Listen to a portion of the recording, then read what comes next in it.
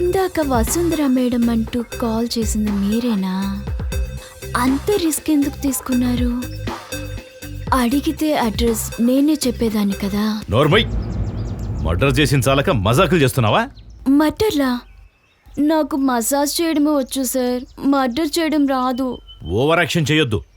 మొన్న మర్డర్ అయిన సాత్విక్ ఫోన్లో లాస్ట్ కాల్స్ నీవే ఉన్నాయి. సాత్విక? అతనెవరు సార్? ఫోన్ ఇటివు.